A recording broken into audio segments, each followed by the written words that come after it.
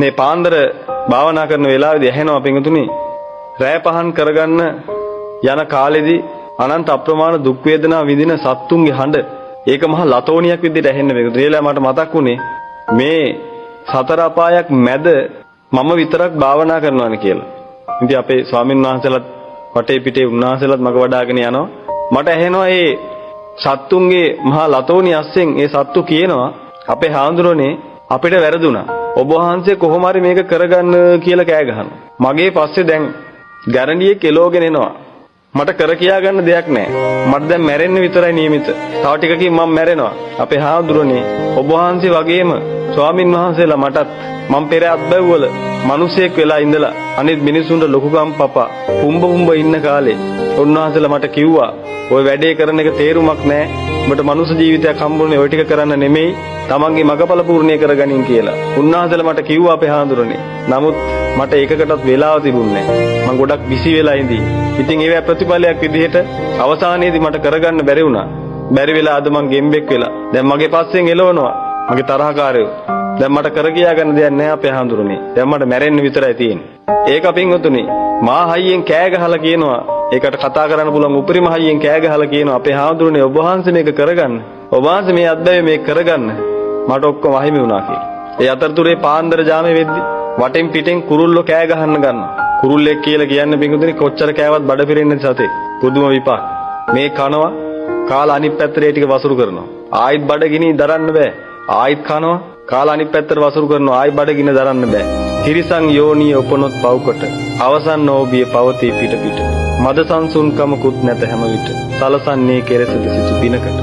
තිරිසන් යෝනි ඉපදිලා වටෙන් පිටෙන් අනිත් සත්තුන්ගෙන් එන බය අයින් කරගන්න බෑ, නවත්ත ගන්න බෑ. කිසිම ක්‍රමයක් නැහැ ඒකෙන් ගැලවෙන්න. එක බින්දු මාත්‍රයක හිත සංසුන් කරගන්න බෑ. ඉතින් මොන පිං කරගනින්නද? ඉතින් පාන්දර යාම වෙනකොට කුකුල්ලු මර ලතෝනි ගහනවා බඩගින්දරට.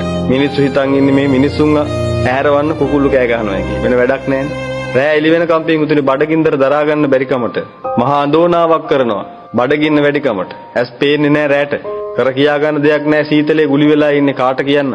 ඉතින් ඒ කෑ ගහලා කියනවා අපේ හාමුදුරනේ ඔබ වහන්සේ වගේ මමත් හිටියා ඉස්සර. මේ ඉන්න කාලේ ඔබ වහන්සේලා වගේ උතුමෝ මට අනන්තවත් කිව්වා එක එකගේ කුණු හොය යන්න එපා තැන් වල. කුණු හාර කන වැඩේ නවත්තන්න. අනිත් මිනිස්සුන්ගේ කුණු ගෙදර ඇවිල්ලා කතා කර අනිත් මිනිස්සුන්ව පහත් කරන වැඩපිළිවෙල කරන්න එපා. මනුස්ස ජීවිතයක් හම්බුනේ ඔය වගේ පහත් ගති කර ඉන්න නෙමෙයි. නිවන කරගන්නයි මනුස්ස ජීවිතයක් හම්බුනේ කියලා උන්වහන්සේලා මට කිව්වා අපේ හාමුදුරනේ.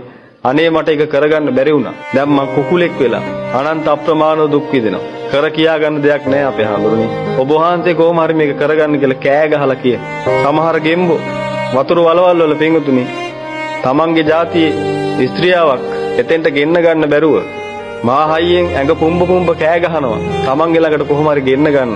ඒ කෑ ගහන වෙලාවේදී මටත් කියනවා කතා කරලා අපේ හාමුදුරනේ ඔබ වහන්සේලා වගේ උතුමෝ මම පෙර අත්බැව්වල ඉන්න කාලේ මට කිව්වා උඹට මනුස්ස ජීවිතයක් හම්බෙලා තියෙන්නේ තිරිසන් සත්තු වගේ කාමයේ සන්තරපේනේ වෙවි ඌරු මඩවලේ läග ඉන්න නෙමෙයි.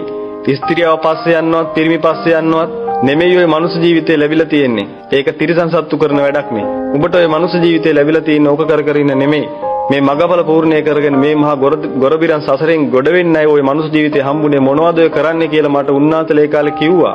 නමුත් මට ඒ මුකුත් තේරුන්නේ නැහැ. මගේ හිත කාමෙන් අන්ධ වෙලා තිබුණේ. මට ඒ වෙලාවේ කියන කිසිම දෙයක් තේරුන්නේ නැහැ අපේ හාමුදුරනේ. ඉතින් මගේ ජීවිතේ අනපේක්ෂිතව ඉවර වුණා. දැන් අද මං ගෙම්බෙක් වෙලා ඉපදිලා. කාමයේ දරා ගන්න බෑ. දරා ගන්න බැරි කමට කාමයට අනිත් පැත්තෙන් රුකුල් දෙන විරුද්ධ පාර්ශවිකයා ගෙන්න ගන්න. මහා ලතෝනි ගහනවා අපේ හාමුදුරනේ ඔබ වහන්සේ නම් මෙතෙන්ට වැටෙන්න එපා. ඔබ වහන්සේ කොහොම හරි මේක කරගන්න අපේ හාමුදුරනේ කියලා කෑ ගහලා කියනවා. මේ අතරතුරේ පිංගුතුනේ මහා හයියෙන් කෑ ගහන තව සත්තු ඕන තරම් ඉන්නවා. සමහර අය කෑ ගහනවා අපිට ඇහෙන්නවත් නැහැ. මහා හයියෙන් කෑ ගහනවා ඇහෙන්නේ නැහැ. සමහර අය කෑ ගහන එකක් විතරයි ඇහෙන්නේ. ඒ අතරතුරේ මහා හයියෙන් උඩුගුරන බල්ලන්ගේ හඬ ඇහෙනවා. මහරෑ පිංගුතුනේ මේ ඇහෙන ඔක්කොම ඔබගේ ඇස් පන අපිට එලි දැක්වෙන මහා සතර අපායක ලක්ෂණ. ඔය තිරිසන් යෝනියේ දේව දූතයෝ. ඒ දේව දූතයෝ ඔබට හැමදාම කියනවා මට වැරදුනා මටත් වැරදුනා. ඔබ පාරේ ඇවිදිනකොට ලේන්නු ගහ උඩ ඉඳන් කියනවා මට වැරදුනා හොඳටම වැරදුනා. උදේ ඉඳන් කනවා. කොච්චර කෑවත් බඩ පිරෙන්නේ නැහැ. මහා පුදුම බයකින් මං ඉන්නේ. ඔබ දැකලා තියෙනව නේද ඒ සත්තුන්ගේ හැටි? ඇඟ කොයි වෙලාවෙත් ගැස්සෙනවා. අනන්ත අප්‍රමාණ බයකින් ඉන්නේ. පින්වතුනි කර්ම විපාකෙට හිම වෙලා තියෙන්නේ. ඒකලගේ හඬ කන් මහා පුදුම විදිහට ඇහෙනවා. ඉතින් සමහර channel වල ඒවා හරි විශේෂ දේවල් කියලා එහෙම දාලා තියෙනවා. පොඩි සද්දයකට පිටුතුනි ගැස්සිලා බය වෙනවා. පුදුම බයකින් ජීවත් වෙන්නේ. ගස්වල ඉඳගෙන ඔබ ඇවිදිනකොට කියනවා තිරිසන් යෝනියින් ආපු දේව දූතයෝ මිනිස්සුયો මට වැරදුනා. මම මේ ගහක් උඩින් ඉඳන් කෑ ගහන ඔබට ඇහෙන්නේ නැද්ද මං කියන එක? මොනවද ඔය කරන්නේ? උඹ ඔය කරන ටිකම තමයි මමත් කළේ. මට වැරදිලා දැන් මං ගහක් උඩින් ඉඳගෙන මේ කෑ ගහන්නේ කියලා මට කෑ ගහ කියනවා. ඔබත් මේව අත්දැකලා බලන්න. පාරේ යනකොට බල්ල ඔබට කියන්නේ නැද්ද?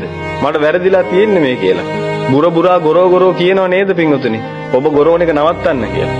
මොකද්ද මේ බල්ල කියන්නේ? ඔබතුමා වගේම තමයි ඔබතුමිය වගේම තමයි මමත්. අනන්ත සසරේ ඉන්න තාක්කල් යන්තම් මනුෂ්‍ය ජීවිත හම්බුණා හැම්මේ. ඒ හම්බ වෙච්ච මනුෂ්‍ය ජීවිතවල කරේ අනිත් මිනිසුන්ට ගොරෝපු එක, අනිත් මිනිසුන්ට විරිත්තපු එක, අනිත් මිනිසුන්ගේ ඇඟට කඩාපාත් වෙච්ච එක, අනිත් මිනිසුන්ව පහත් කරලා දාපු එක. ඕවා තමයි මං ඉන්න තාක්කල්ම කරේ. මා මුදුන් කරන්න, මානෙන් මත් වෙන්න. මම ලොක්කා උඹලා ඔක්කොම පහත් යයි කිය. මානෙන් මත් වෙන දේවල් තමයි මං ඉන්න තාක්කල් කළේ. ඉතින් ඒ කාලේ ඉඳපු උතුමන් වහන්සේලා මට කිව්වා මානෙන මක්කටෝ අදිමානෙන කුක්කුරෝ කියලා. මානෙන් මත් වෙන කාලා බල්ල වෙලා උපදිනවා. අදිමානෙන් මත් වෙන කාලා වඳුරු වෙලා උපදිනවා ආදි වශයෙන්. මට ඒ කාලේ උතුමන් වහන්සේලා එහෙම කිව්වා. නමුත් මම එකක්වත් ඇහුවේ නැහැ. මට ඕනේව තමයි කිව්වේ උන්වහන්සේලා මොනවද දන්නේ මට වඩා කියලා හිතාගෙන. මං කැමති දේවල් කර ඉඳලා අන්තිමට කුලඟට ගහගෙන යන පරණලාපතක් වගේ මැරිලා කර්ම ප්‍රවාහයට අහු වෙලා අද බල්ලෙක් කියලා ඉපදිලා ඉන්නවා. ආන් ඒ බල්ලෝ තමයි පිටුතුන ඔබ ඔය පාරේ යනකොට ඔබට ඔරෝ කියන්නේ. ඔරවන්න එපා මිනිස්සුયો කියලා. ඒ පාරේ ඉන්න බල්ලෝ ඔබට කියනවා බුරා. මෝඩ මිනිස්සුયો බුරන්න එපා. මම වගේ බුරන්න එපා. පේනවද මට වෙලා තියෙන දේ? ඔබ පාරේ යනකොට දැකලාව නැද්ද පිටුතුන මේව? කුණු ගැහිලා පණුව හැලි කර කියා ගන්න දෙයක් නැහැ. කැම ටිකක් හොයාගන්න කියලා ගෙදරකට යනකොට පොළු පාරක් ගහනවා කකුල් දෙක කඩලා යන්නේ. කැම ටිකක් හොයාගන්න කියලා ගෙදරකට ගියාම උණු වතුර වක් කරන ඔළුව ඉඳලා මුළු ඇඟේම හැම ගැලවිලා යන්න. ඉස්පිරිතාල වල එක්කන් ගිහිල්ලා බෙහෙත් දෙන්නේ නැහැ පිංගුතුනි. හොස්පිටල් වල පොලිමේදී වල බෙහෙත් දාගන්න බෑ ડોක්ටර්ස්ලාට කියලා. කොයිතරම් දුක් විඳත් කියන කිසිම දෙයක් කාටවත් තේරෙන්නේ නැහැ. දුක්ඛන්දර වේදනාව දරා ගන්න බැරි තැන කෑ ගහනවා පිංගුතුනි බුදු අම්මෝ කියලා කෑ ගහනවා මං කරා වැරදි කියලා කෑ ගහනවා. නමුත් ඒව ඇහෙන්නේ බහුබහු කියන හඬින්. කාටවත් කියන දේ තේරුම් ගන්න බෑ. මේ ලෝකේ තරම් හරි භයානක කුරුළු ලෝකයක් පිංගුතුනි. මේ ලෝකේ ඔබගේ ඇස් පන අපිට දේව දූතයෝ ඇවිල්ලා කියනවා පිංගුතුනි දේව දූතයෝ කියලා කියන්නේ යමක් වරදින්න කලින් ඇවිල්ලා කියන පෙර නිමිත්ත. මේ ලෝකේ ඕන තරම් පෙර නිමිති තියෙනවා. ඔබ කරන දේවල් නිසා විපාක විඳින අයගේ ලක්ෂණ ඔබට ඕන තරම් බලා ගන්න පුළුවන්. ලෝකේ හැම තැනම දේව දූතයෝ ඉන්නවා. ඉතින් මේ පාන්දර අර බල්ලෝ කෑ ගගහ උඩ බුරුබුරා කියනවා අපේ හාමුදුරුවනේ මට වැරදුනා. අනේ ඔබ වහන්සේ නම් කොහොම හරි මේක කරගන්න. ඔබ වහන්සේලා නම් මේක කරගන්න. නැත්තම් ඔබ වහන්සේලාගේ ජීවිත කාලය ඉවර වෙලායි අපේ හාමුදුරුවනේ කියලා කෑ ගගහ කියනවා පිටුතුනේ නිකන් නෙමෙයි. මේ පාන්දර එළි වේගෙන එනකොට කීචි බීචි හඬින් අනිත් කුරුල්ල ටික පටන් ගන්නවා අඳෝනාව තියන්න. අනේ කොයි වෙලාවද කෑම ටිකක් හොයාගන්නේ. ඇය ගානක් බඩගින්න ඉඳලා දරන්න බෑ. මේ සීතල දරන්න බෑ. ඒ නිසා මහා හයියෙන් කෑ ගහනවා එළි වෙනකොට කං කරච්චලේ කෙලවරක් නැහැ. ඉතින් මේවට සින්දුල් ලියලා තියෙනවා කුරුල්ලන්ගේ කීචි බීචි නාදේ. හරිම සුන්දරයි මටත් කුරුල්ලෙක් වෙන්න තිබ්බනම් කියලා. ඇයි දන්නේ නැහැ නේ සතා මොකද්ද කියන්නේ?